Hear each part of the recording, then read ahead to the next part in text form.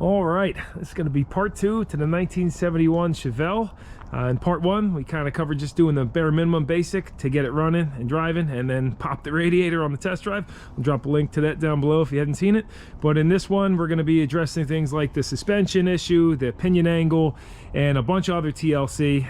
Of course, got some new parts I got to put on too. So, you know, we'll get it roadworthy and cruising down the road, hopefully go have some fun. So I'll make sure to drop timestamps down below in this video since I don't know exactly where it will go. And a huge thank you to all you guys who left the supportive and informative comments on the last video. A ton of good information in there, so thanks for that. And just touching on some things before we dive in, but a few guys had commented that this is an L88 hood, and you know, it's not an SS car. She's kind of a mutt, but it does have a lot of SS parts like the 396 engine and the circular dash gauges. Now I guess the Chevelle regular Malibu had like a sweep gauge on there, and this pad is apparently an SS dash pad as well. There was overwhelming feedback identifying this as a turbo 400 trans, mostly by the pan that's the size of Texas, and then it had the governor removed with the valve body reversed, thus the park, reverse, neutral, 1, 2, 3 shift pattern on it. And then of course there was all the comments about me hitting the door into the fence like so, which the camera kind of makes it seem a lot worse than it is, but yeah, there's no dents or damage there. Right? This is a cedar fence, but I get it, little careless. If you've seen some of my other videos, you'll see that careless is my middle name sometimes. Which, speaking of, the first thing we're gonna do is go ahead and replace that radiator that I shredded up.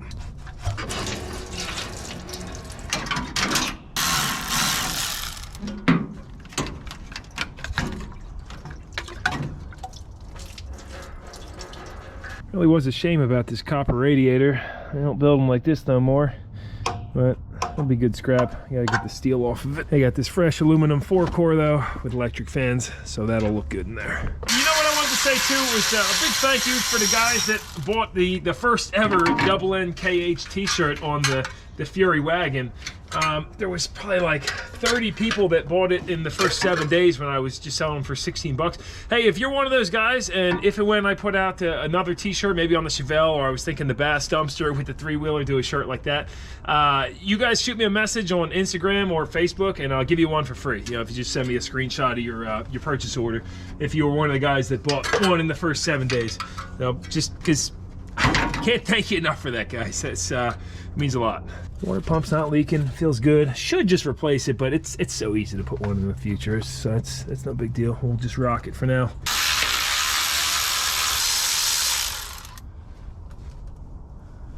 I'm gonna throw a new thermostat in while we're at it too. This can go in the trash, but let's see if I can get that aluminum spacer off of there. This had a 160 thermostat in it. I'm putting a 180 in it though. We need some shorter water pump bolts, so these are 5/16 by 24 fine thread, which, you know, 5/16 by 16 is the super common size. And believe it or not, the only ones I got are still too long, so I'll just have to go to Home Depot for that. Even with all this hardware, still won't have the right stuff. Maybe over in stainless, but no, probably not.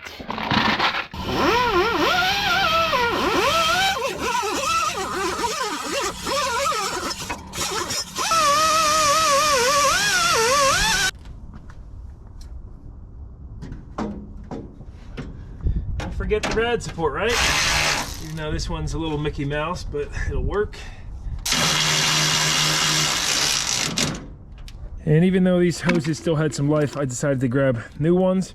And I'm gonna replace the worm gear clamps with the spring clamps, because, you know, one thing I don't like about these, especially with brand new hoses, is they can't retension themselves, so you end up with a leak. Unlike the OEM ones, these auto tension, and you'll never have a leak with these unless one breaks. It doesn't look like I have the right size in here though. I know I do at work because I always save these things.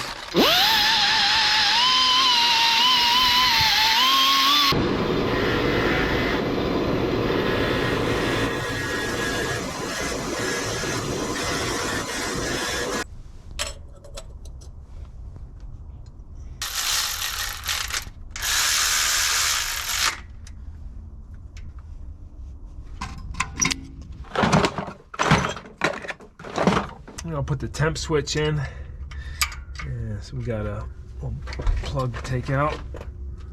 Oh, 12-point action, that fits good on there.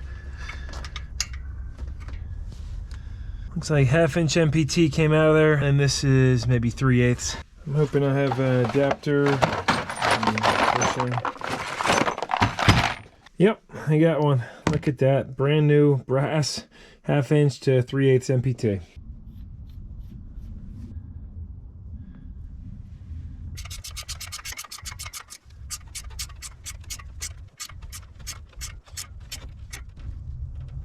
These fans are pretty basic to wire up. Each one has 2 wire, so the blue is going to be positive, black ground. And then on this relay, so your red wire that's fused, that's going to go to battery positive. The black wire goes over, I don't know why they put this little eyelid on here, but this will run over to the thermostatic switch, which grounds it out when it hits a certain temperature. I'm hoping that 180 stat's going to be okay in there to cycle the fan. And then this white wire goes to 12 volt ignition, so the fan will only run when the ignition's on, or you could run this right in with the power if you don't, if you want it to run all the time, even with the key off. And then the blue wire is what powers the fans. It didn't come with all the necessary connectors, but I think I might have some to fit these instead of cutting those off and crimping. Probably up in electrical connectors. I believe I have a set of those somewhere. Yeah, here we go. I got some kicking around in there. All right, get that all wired up. I ended up scrapping those connectors and just butt connecting everything. Did kind of a real hack job because I think I need to remind myself that this car needs and deserves a full restoration, but that's just not what this is or what I'm doing. But down the line, hopefully. So I got the rad hoses on, decided to just use the worm gear clamps. Those are actually Gates made in USA. And let's see if this works, moving the truth. So when it heats up, this thermostatic switch should ground out. And let's see. Nothing. There it goes. All right, that sounds good. Both fans working, that'll work. And if I ever want to put a switch in and manually control the fan, I just have to run a ground to a switch in the car and then run that wire back over to here and tap it in. So can always add that in the future. I ended up cutting this copper radiator to show you the inside. Definitely had years left in it, but was in dire need of a flush. So let me just show you guys what the inside looks like. And show you that too.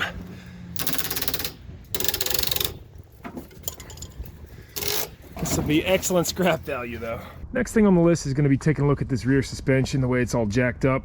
And so I got a set of AC Delco factory ride height springs made in USA. And we also got to address this pinion angle. You see that's pretty far off. And I'll probably just ditch these old school traction bars too. I don't think those are set up right at all. You guys saw the wheel hop. So anyway, and this tire keeps leaking down too. I just threw some air in it earlier, but I think we'll keep the rears for now, maybe order some fronts.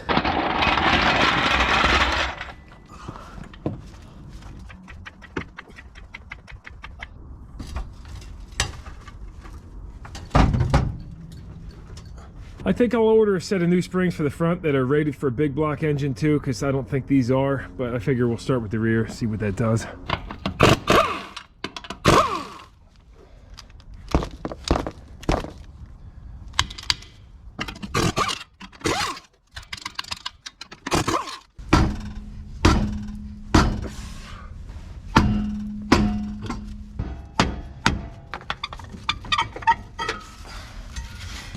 You can see these traction bars are fully tightened up, and I can't get that bumper any closer to the frame, so hopefully when I put the springs in, that will take care of that. Because I could see why these would prevent the wheel hop. See, accelerate hard and this just kisses the frame. That'll work. The lower shock mount is just kind of like double nutted, and they did that so they could leave the bolt loose, and you see how it's cockeyed like that? So, I mean, I guess it works, but that's definitely not right. Oh, these things are shot anyway. Oh, well. Pogo stick. No good.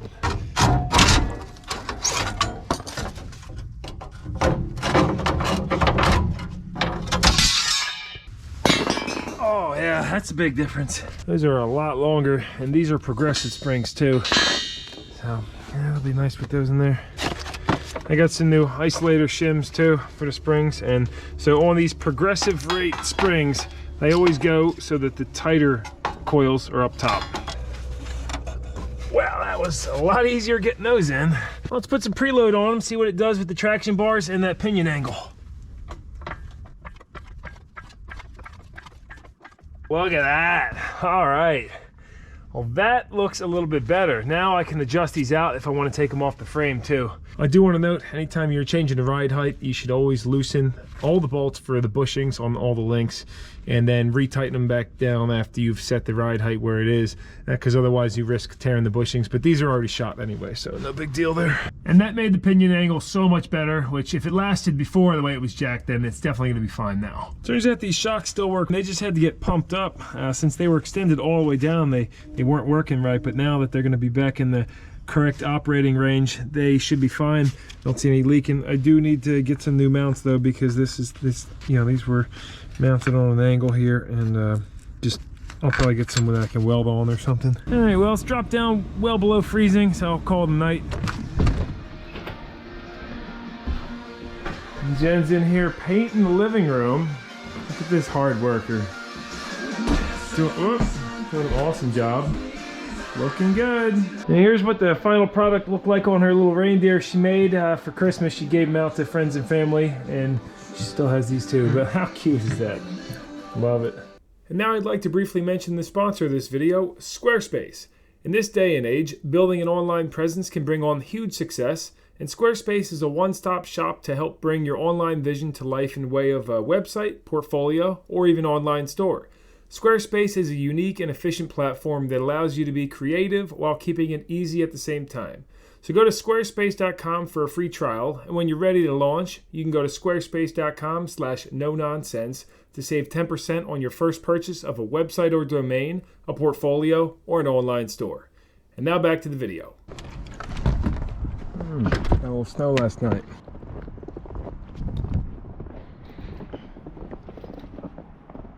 You know, it's so nice having these carports. I wish one day I'll have a giant warehouse to put everything in. It'd be cool. But I just put this one up, and so it's nice. The Clapper camper's got no snow on her. She's nice and toasty in there. Definitely looking forward to the part 3 on the trash liner. It's a good boat.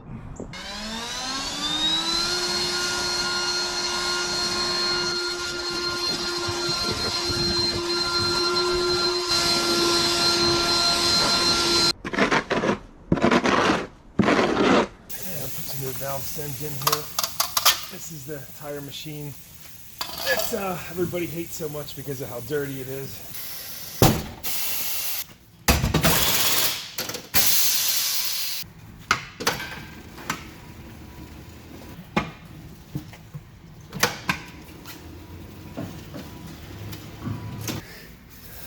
It's not great. I'm probably just getting a new set of rims, but we'll use these for now.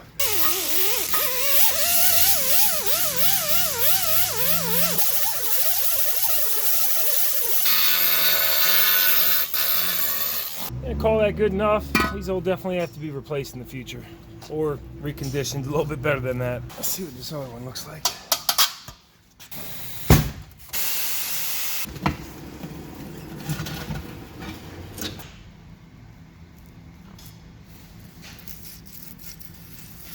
Main reason I took these off is just because valve stems are broken on them, so put new ones in and they'll hold there for now. Little bead sealer will take care of it for now. More like a lot of bead sealer.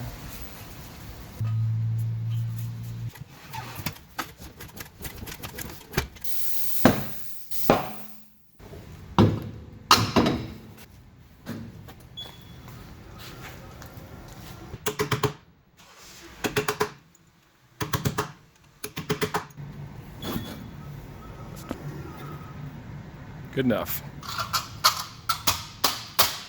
Filled those with 32 PSI. I guess I'll see if they hold.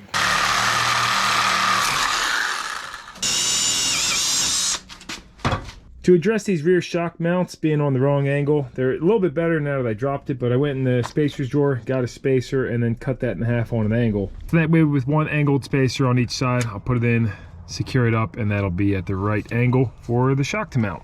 That looks much nicer. Could maybe be a touch better, but I'm good with it for now.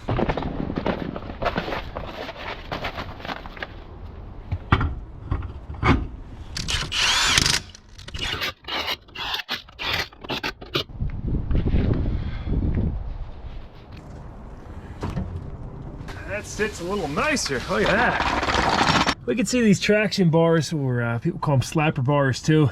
These are pushing up on the frame real hard, so I think I'm gonna lengthen this rod and get those off just a little bit. I was reading they should be maybe 1/4 to 1/2 inch away when it's just sitting there, and then when you accelerate they should contact. What these do is prevent the rear axle from rolling. Well, they limit the travel of the rear axle, but I was reading up, a lot of guys say that these don't even work on coil springs. They're more meant for leaf spring rear ends, but we'll leave them on there for now. Luckily neither nut was seized up. However, you can't just adjust these by spinning the sleeve because they're both standard threads instead of one being reverse threaded, so I'll have to pop the joint off.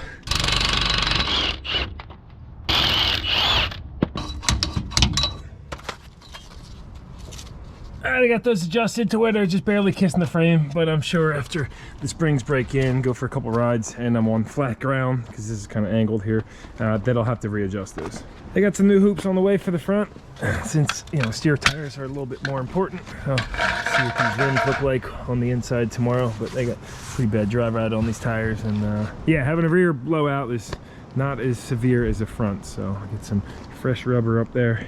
And I gotta get the interior cleaned up a little bit. Probably the worst part is these door skins, and it looks like the original green vinyl underneath of that black paint, so whatever paint this is, the mold really liked it, but the dash pad ain't bad and the seats aren't bad either. Somebody mentioned that these are out of a 68 GTO. I'm not sure if that's true or not, but if anybody can confirm that, that'd be cool. And the steering wheel looks like it's out of Camaro, but instead of going right to scrub of this mold, I'm gonna run an ozone generator in here because the O3 will actually kill the mold and hopefully take some of the odor out too. I'll let that sit overnight, and then I guess we'll just pressure wash this. And a quick vacuum job too. If I get pulled over in this thing and the police see all the shavings and broken drill bit over here and a drilled steering column, not gonna be good.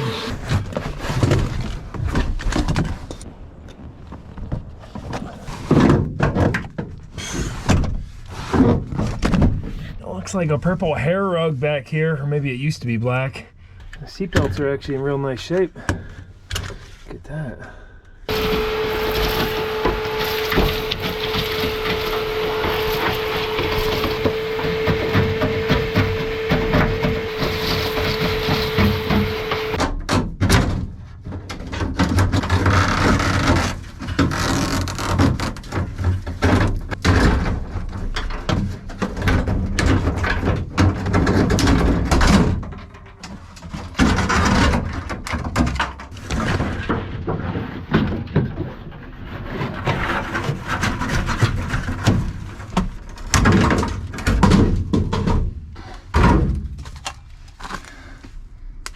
Alright, we'll let this thing go to town. You can see that purple glow in there. Should work good. And we'll check on it tomorrow. Got a set of new locks for the doors and the trunk with keys. It's like $38 for the whole set. Smear some rust preventative grease on here where the paint's peeling off. Let's see how this works. Nice fit. Nice.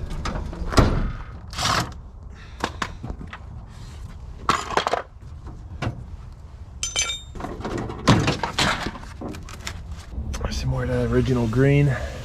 It's actually not in terrible shape.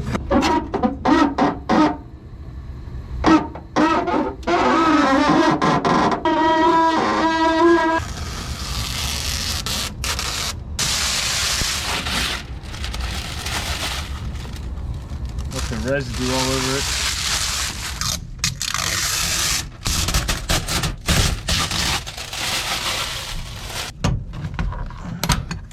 Oh.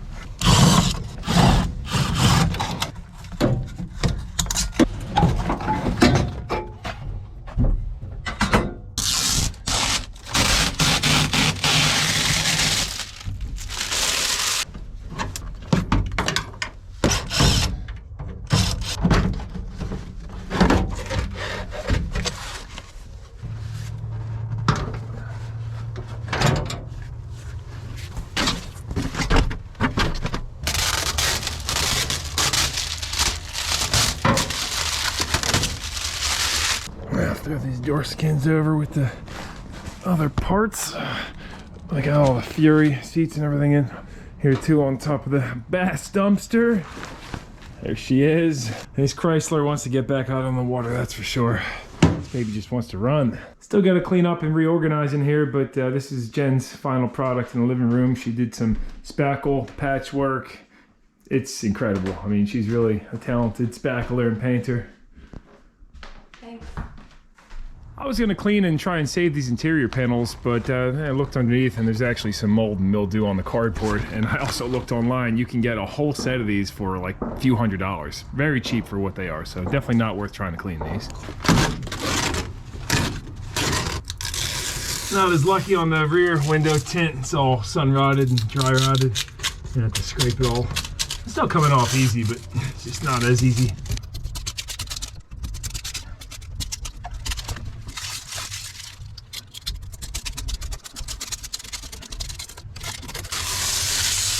Some of it came off in larger pieces, but that looks much nicer without the purple tint on there.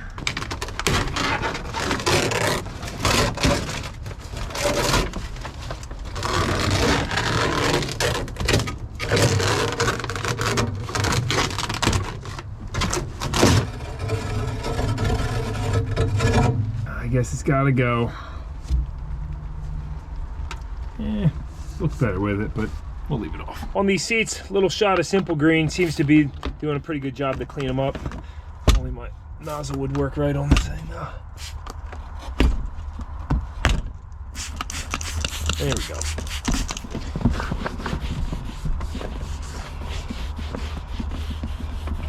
With the door panels off, it's super easy to throw the new locks in. You quite simply come in here with like a screwdriver or something and slide this big clip off. And it's the same in most older cars like this. And then look at that, the whole lock just slides right out. So that's why there was a lot of people asking why I didn't just hire a locksmith to make a key. And well, I guess if the steering column still had a lock in there, maybe I would have considered that. But for what it costs to get a set of these, it just wouldn't be worth hiring a guy to come out here. I'm sure it'd probably be at least 150 bucks, maybe even 200 in my area. Things tend to run a little pricey around here.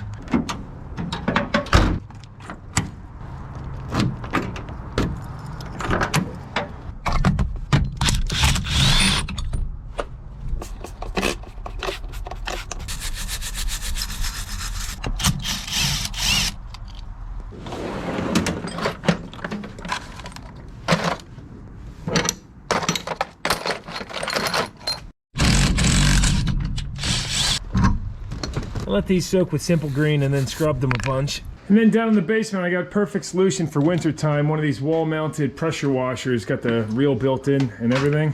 Fire that up. Then once it hits a certain pressure, it shuts off. And yeah, the thing's pretty sweet. It's got 100 foot on it. Blasts all that mold out of the grooves real good. No, not perfect, but I'd say it's usable now. So I'm happy with that. And with this pressure washer, when you're done, just give it a little tug to release and then walk back with it. And it'll be nice and neat when we get down there. Check it out. It's a little bit slow toward the end, but boom, auto retract, good to go. These front rims ended up being in much better condition. No rust inside of them. And you know, got a little bit rusty, a little thin on this one that was sitting in the ground, real deep. And spray some lube down these.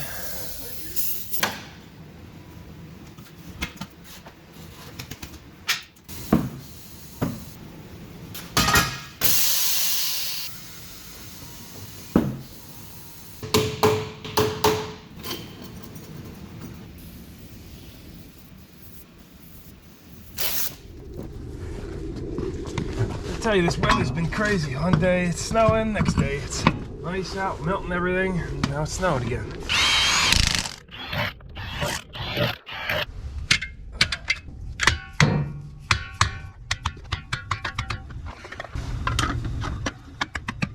There you go. I picked up a set of used Ralley wheel caps off eBay, factory OEM, General Motor Division. They do sell aftermarkets, but I figured I'd get something that had the patina that these wheels already have, because I'm gonna keep this car looking kind of the way it does.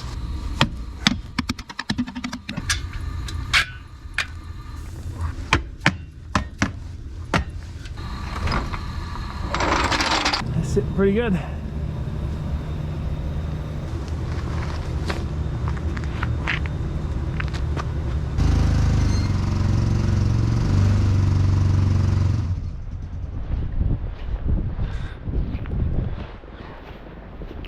For one hen, she's always just outside in the snow. What are you doing? Go inside. She's a smart one, staying inside here. Yeah. Let's see if you girls lay the eggs in the winter time. No, they rarely. I see this one cracked overnight with the freeze. You really gotta get them every day in the winter time. I'll probably give it a few days before I go work on the Chevelle again, I think.